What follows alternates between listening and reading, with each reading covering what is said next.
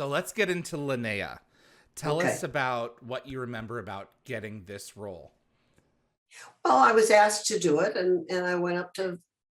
I went to Vancouver a lot. I made a lot of movies of the week up there. There was a period of time when movies of the week were very popular, and I made a lot of movies of the week up there. So I knew Vancouver. I love Vancouver. I really like it, and so I went up to do it, and I had it was a technical. I had some technical stuff to do, and that's always hard for me. Technical stuff is hard. Bill can do lawyers and doctors and spiel off that. He can't do it now, but he used to be able to do Mm-hmm. all that. That's tough for me. I have to really study. So I had a little problem.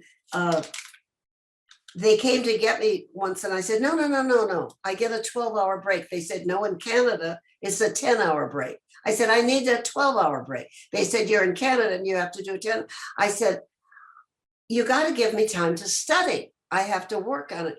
And we had a little altercation about that, but I had to follow their rules. I mean, and I did, but I was annoyed with that. I was really annoyed. The cast was wonderful, especially the lovely lady, Amanda Tapping.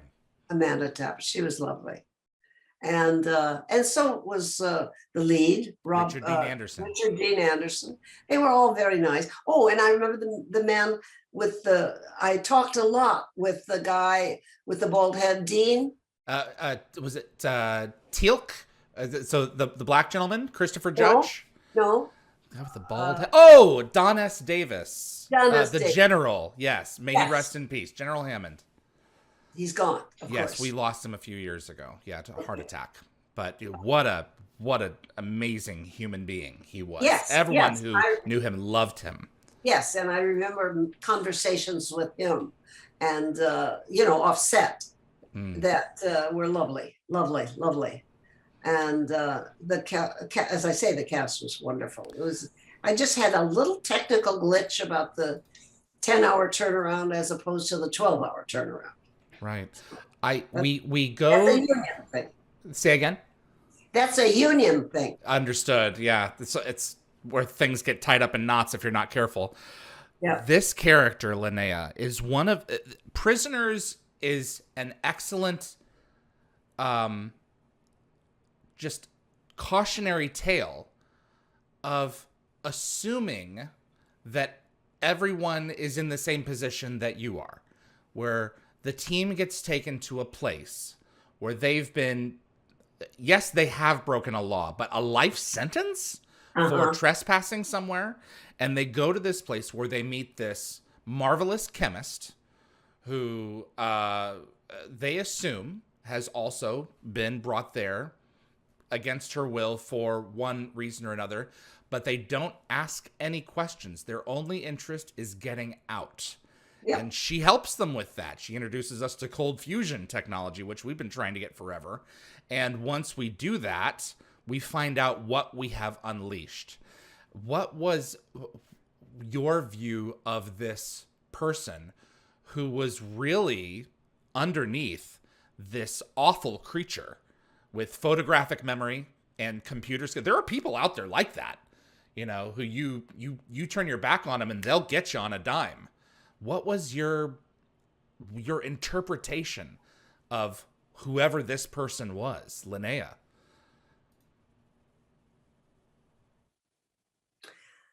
You know something? I don't know. Okay. I don't know. It was like the material was, as I said, the difficult was for me. Yeah. The material was difficult for me. And my mind doesn't go in Okay. that direction. Do you know? My mind, like you're a big fan of I can tell of Yeah. all these things. I'm a big fan of people. Yeah. I'm a big fan of relationships and people. I can be with somebody for an hour and I can tell you so much about them. I can tell you so much about them. But when you're talking about control and chemistry, and it's like another world for me. Mm. I'm not there. I'm not there at all as a person. So it's all, and when they go, all this made up stuff, my husband loves it. My husband will talk about the stars, and he'll talk about the earth, and he'll give me statistics, and my kids both know a hell of a lot more. I'm really dumb in that area. I'm really unexplored in that area, probably to my regret, but it is not my forte.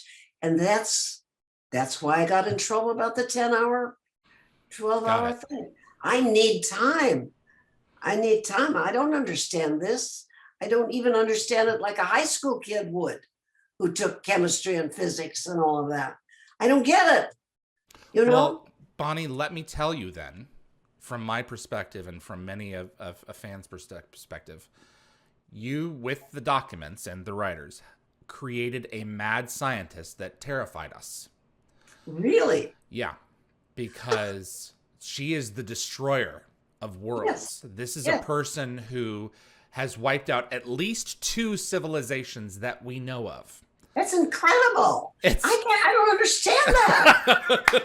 my mind doesn't understand that. Do you know what I mean? It's like what's going on in our country today. I don't understand it. I can't comprehend it. I don't understand that, because I'm really good with people one-on-one. Yeah. And I cannot believe what's going on. I cannot believe it. And that's because everything's moving very fast now. Oh, yes. Yes. Because like if I figured out the first 60 years or 70 years of my life at the pace they went, it seemed like everything was normal. Now it's so fast. Yeah. Everything is so fast that it's hard to comprehend it. It's just hard to figure it out. And it's hard to keep up. It is. It's hard to keep up. One of the things I can't keep up with is the young people and all the different things they're doing. And I'm all for it, but I don't understand it. Do you know what I mean? Right. Yeah. Everything's in this thing now. Everything. And I think I'm all for it. I'm all for freedom and doing what you want, but I don't understand it. Yeah.